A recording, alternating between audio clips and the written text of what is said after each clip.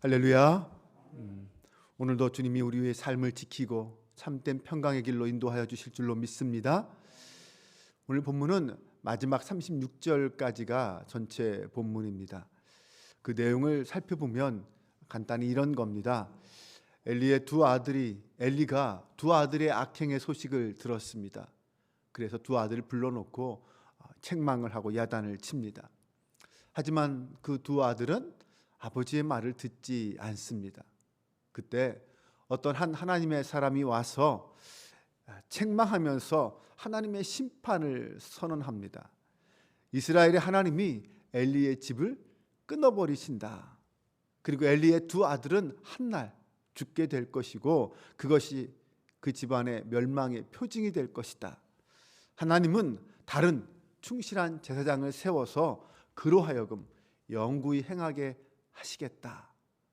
그런 어떤 심판과 예언의 말씀을 합니다. 이 말씀은 살펴보면 비록 하나님의 사랑을 받은 사람이라 할지라도 죄의 문제가 해결되지 않으면 멸망할 수밖에 없다라는 것을 가르쳐 줍니다. 오늘 우리는 하나님의 은혜로 구원받은 사람입니다. 그럼에도 우리가 결코 잊지 말아야 할 것은 이 죄라는 것입니다. 이 죄의 문제입니다. 오늘 본문이 우리에게 가르쳐 주는 것이 무엇인지 함께 살펴보겠습니다. 첫 번째는 하나님은 죄를 혐오하신다는 것입니다. 하나님은 죄를 미워하십니다. 싫어하십니다. 그래서 우리의 죄의 문제를 해결하려 주시려고 하신 것입니다. 바로 예수님을 이 땅에 보내셔서 십자가를 지게 하신 것, 바로 그 십자가는 그래서 하나님의 은혜와 사랑의 표현이다 이렇게 말합니다. 그런데 우리 같은 죄인을 위해서 당신의 아들까지 희생하시는 그 사랑을 생각하면 얼마나 놀랍고 큰 은혜인지 모릅니다. 하지만 이것을 좀 돌이켜서 돌아보아서 생각해 보면 그것은 또한 이 십자가는 하나님의 저주와 분노의 심판이기도 합니다. 하나님은 당신의 아들을 내어 죽이기까지 결코 죄와 타협하거나 죄를 용납하지 않으시고 끝까지 그 죄에 대한 심판과 저주를 쏟으셨다는 것을 알 수 있습니다. 그만큼 하나님은 죄를 미워하시고 죄에 대한 엄중한 심판과 분노가 있다라는 것을 우리는 십자가를 통해서 알 수 있습니다. 우리 입장에서는 십자가가 용서와 사랑의 상징이지만 하나님은 십자가를 통해서라도 죄를 심판하신 것입니다. 그래서 우리를 구원하신 거죠. 엘리는 25절에서 두 아들에게 사람에게 범한 죄는 하나님이 중재하실 수 있지만 사람이 하나님께 범한 죄는 중재할 수가 없다라고 하면서 아들들을 경고했습니다. 죄란 것이 무엇입니까? 하나님의 뜻을 어기는 것, 하나님을 대적하는 것입니다. 그래서 죄를 가볍게 여기고 죄 짓는 일을 대수롭지 않게 생각하는 사람은 정말 심각한 위험에 있는 사람입니다. 왜냐하면 우리의 삶은 하나님 앞에 있습니다. 죄를 싫어하시고 죄를 미워하시고 혐오하시는 하나님 앞에서 살아가는 게 우리의 인생입니다. 하나님의 눈앞에 있습니다. 그래서 어느 누구도 하나님의 눈에서 벗어날 수 없습니다. 어떤 죄도 피할 수 없습니다. 성도는 십자가의 은혜로 죄에 대한 처벌에서 벗어난 자들입니다. 네, 우리는 그 은혜를 입은 자들입니다. 그래서 성도는 하나님이 죄에 대하여 당신의 아들까지도 아끼지 않으시고 진노를 쏟아내실 만큼 죄를 혐오하신다는 사실을 알아야 합니다. 성도가 모든 죄의 형벌에서 죄의 책으로부터 해방되었다고 해서 방종하며 살거나 죄와 타협하는 길로 살아가서는 안 된다는 것입니다. 성도는 자신을 죄로부터 해방한 그 십자가를 붙들고 사는 사람입니다. 십자가의 은혜를 알고 사는 사람이라는 것이죠.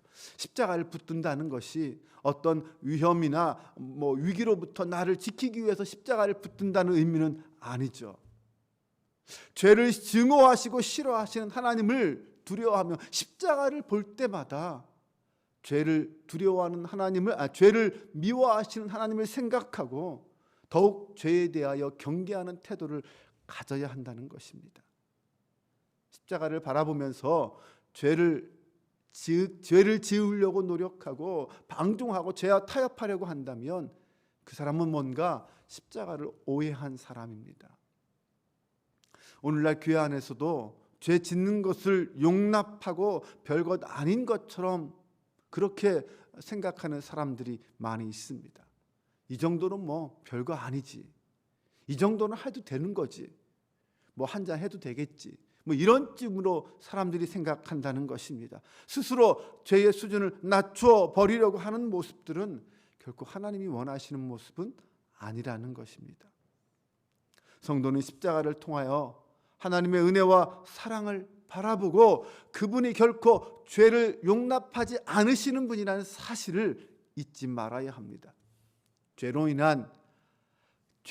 당할 그 심판의 두려움을 알고 하나님 앞에 경건함으로 두려움으로 설 수 있는 하나님의 사람이 되어야 합니다. 또한 두 번째는 하나님은 우리에게 거룩함을 요구한다는 사실을 알아야 합니다. 죄의 위험성은 거기에서 끝나지 않습니다. 영원히 제사장이 될 줄 알았던 그 엘리 가문이 그 하나님의 약속이 그들의 범죄함으로 말미암아 그들이 죄를 소홀히 여김으로 말미암아 결국 변경되고 말았습니다. 엘리의 가문이 끊어지는 심판을 받았습니다. 네, 엘리의 가문은 제사장의 가문이에요. 그런데 그 가문이 끊어지는 심판을 받습니다. 하나님이 처음부터 우리에게 요구하시는 것이 있었습니다. 그것은 하나님과 같이 거룩하라는 것이었어요. 내가 거룩하니 너희도 거룩하라. 그래서 하나님은 구원이라는 하나님의 은혜를 통하여 우리에게 거룩하게 되는 길을 열어주셨습니다. 네, 바로 십자가죠. 십자가의 보혈의 그 공로로 우리는 우리의 죄사함을 받고 거룩함을 입는 사람이 되었습니다.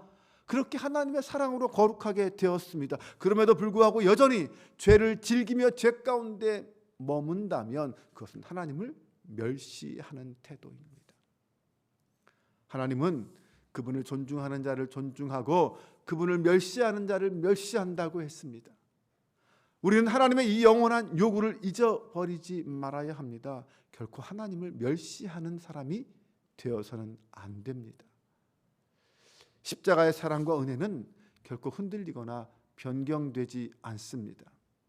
하나님이 우리를 위해서 먼저 치르신 그 사랑의 희생의 대가 때문에 우리가 받은 그 약속은 영원합니다. 우리는 그 십자가의 은혜를 아는 사람이죠. 그러기에 그 십자가에 감사하고 그것을 주신 하나님께 감사하고 하나님의 마음을 알고 하나님의 뜻을 따라 살아가는 사람입니다.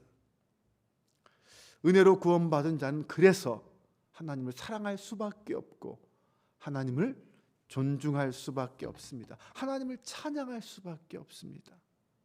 먼저 베풀어 주신 그 하나님의 사랑이 우리가 성도가 하나님을 존중하고 순종해야 하는 가장 근본적인 이유입니다. 하나님이 나를 사랑하셨기에 나도 하나님을 사랑하는 것은 당연하다. 이것이 우리의 마음입니다. 그러므로 하나님의 은혜를 만홀히 여기는 성도, 거룩함을 요구하시는 그 하나님께 소홀히 대하는 성도란 사실 없습니다. 존재할 수 없습니다. 그는 이미 성도가 아닙니다. 오늘 나는 죄인인 나를 구원하신 그 십자가 하나님의 은혜를 어떻게 생각하고 있습니까?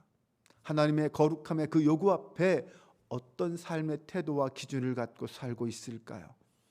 십자가는 거룩하지 않은 자를 구원하여 주셨습니다. 하지만 구원은 우리를 거룩하게 한다라는 사실을 잊지 말아야 합니다. 세 번째로 하나님은 우리를 제사장으로 부르셨다는 것을 알아야 합니다. 죄로 인한 위험성은 더 있습니다. 하나님이 우리를 구원하여 주신 것은 우리를 하나님을 섬기는, 그리고 그로 인하여 이웃을 섬기는 제사장으로 부르셨다는 것을 의미합니다. 하나님을 위하여 다른 사람을 섬기고 그들을 돌보고 그들을 하나님께로 인도하여야 할 사명이 우리에게 있습니다.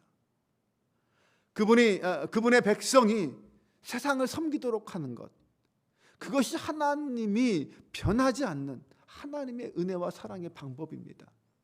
그냥 구원하여 주시는 것으로 끝나는 것이 아니라 구원받은 백성으로 하여금 세상을 섬기게 하고 하나님을 알지 못하는 자를 주님께로 인도하려 하는 것, 이것이 하나님의 주신 사명이라는 것입니다.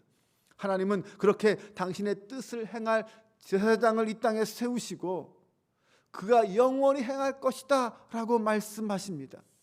그런데 문제는 죄가 들어오면 그 죄가 그 사명을 행하지 못하도록 방해한다는 것입니다.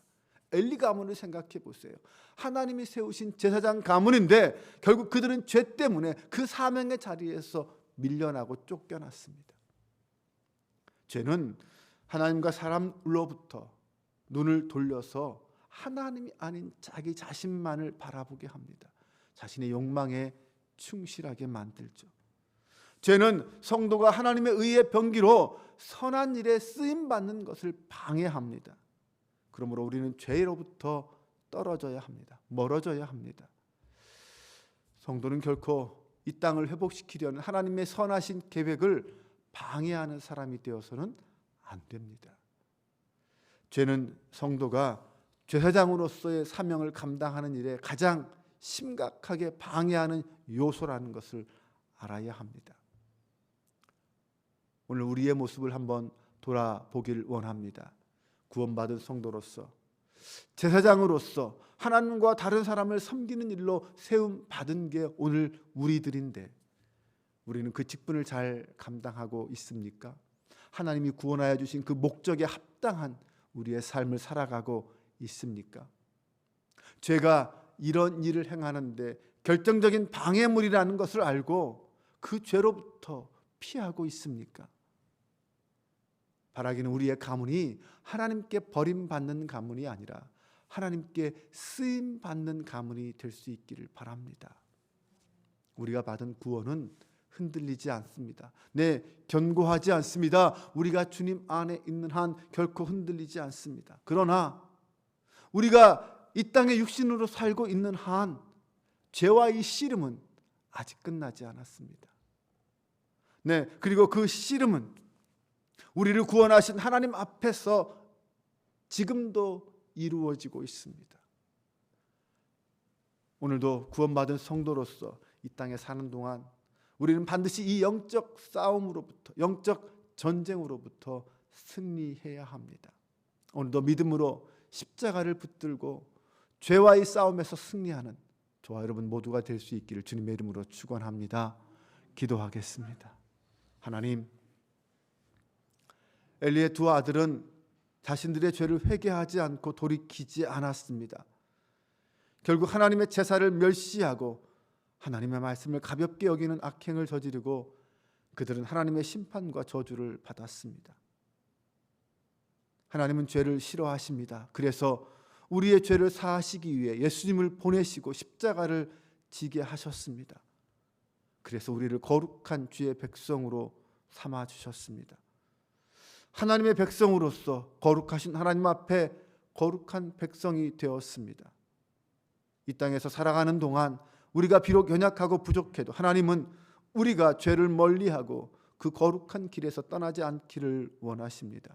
사랑의 주님, 우리 안에 주님을 따르고 주님을 닮고자 하는 거룩한 열망을 주옵소서.